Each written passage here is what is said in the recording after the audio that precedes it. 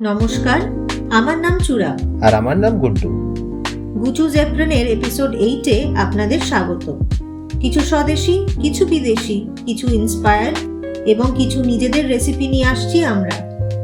রান্নার সব রেসিপি নিচের ডেসক্রিপশন বক্সে আছে। আজকের ক্রিয়েশন পাতরানি ইলিশ। এই দেখো, বাজারে ইলিশ দেখতে পেলাম, তাই নিয়ে চলে এলাম। আরে ইলিশ তো বর্ষাকালে বেশি টেস্ট হয়, তবে এখন বাজারে সব সময় অ্যাভেলেবল থাকে।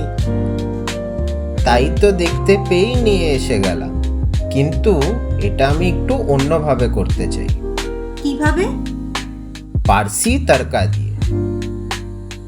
তোমার মনে আছে আমরা যখন মুম্বাই গেছিলাম তখন পার্সি খাবার খেয়েছিলাম, সালিবোটি, বেরি পোলাও, পাতরানি মাচ্ছি। হ্যাঁ, খুবই টেস্টি ছিল। এখন কলকাতায়ও কয়েকটা পার্সি খাবারের দোকান খুলেছে, স্পাইস হোটেল, সাথে পার্সি কিছু ডিশেস।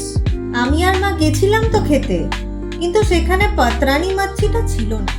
তাহলে আজকে সেটাই বানিয়ে ফেলি। সত্যি? হ্যাঁ, আমি কিন্তু ইলিশ ইউজ করব, তাই একটু অন্যরকম হবে। যদিও পাতরানি মাচ্ছি আর ভেটকি মাছের পাতুরি দুটো বানানোর মেথড সেম, ইনগ্রিডিয়েন্টস একদমই আলাদা। পাতুরিতে তো সর্ষে বাটা ইউজ হয় আর কলা পাতা দিয়ে মোড়ানো থাকে, এটাতে কি ইউজ করবে? দেখো, নর্মালি পাতরানি পমফ্রেট মাছের হয়, তাতে ধনেপাতা, পুদিনা পাতা, নারকেল কোড়া, আদা বাটা দিয়ে ম্যারিনেশনটা হয়। তাহলে আলাদা কি করছো?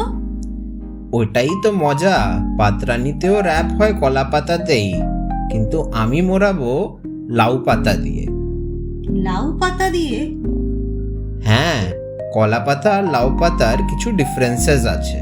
কলা পাতা দেখবে ম্যারিনেশনটা ভেতরেই রেখে দেয়, whereas লাউ পাতাটা নিজেও কিছুটা ম্যারিনেশনে কুক হয়ে যায়। তাতে লাভ কি? লাভ এটাই যে কিছু ফেলতে হয় না, লাউ পাতা সমেত ইলিশ মাছ পুরোটাই এডিবল। বাহ, এবার তো তাহলে খেয়েই দেখতে হবে মনে হচ্ছে। রেসিপিটা তাহলে বলেই দাও ঝটপট। অফকোর্স, প্রথমে ধনেপাতা, পুদিনা পাতা, আদা বাটা, গ্রেটেড কোকোনাটস, কাঁচা লঙ্কা, নুন এবং চিনি দিয়ে মিক্সারে রাফলি পেস্ট করে নিলাম। তুমি গ্রেটেড কোকোনাট কি করে করলে? বাড়িতে তো সেরকম কোনো ইকুইপমেন্ট নেই। ঠিকই বলেছ, আমি তো অনলাইন আনিয়ে নিয়েছিলাম। সবসময় তো বাড়িতে ফ্রেশ কোকোনাট অ্যাভেলেবেল থাকে না, সেই ক্ষেত্রে অনলাইন আনিয়ে নেওয়া যায়, বা ডেসিকেটেড কোকোনাটও ইউজ করা যায়। এবারে কি করবে? লাউ পাতাগুলোতে মোড়াবে? তার আগে লাউ পাতাগুলো গরম জলে ভালো করে ধুয়ে নেব, এরপর লাউ পাতাটা মুড়িয়ে দড়ি দিয়ে বেঁধে দেব। আচ্ছা, আমার একটা প্রশ্ন আছে, লাউ পাতাটা গলে যাবে না? না, বলবে না, দেখোই না তুমি।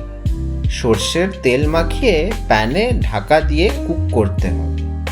এক সাইড হয়ে গেলে উল্টে দিতে হবে, দেখলেই বুঝতে পারবে কুক হয়ে গেছে। তারপর প্যান থেকে নামিয়ে গরম গরম ভাতের সাথে সার্ভ করো। And my পাতরানি ইলিশ ইজ রেডি। আজকের জন্য এতটাই।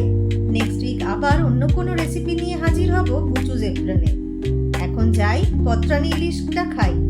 আপনারাও ঝটপট বানিয়ে ফেলুন, আর আমাদের ভিডিওটা ভালো লেগে থাকলে নিচের বেল আইকনটা নিশ্চয়ই প্রেস করুন। আসছি তবে, টাটা।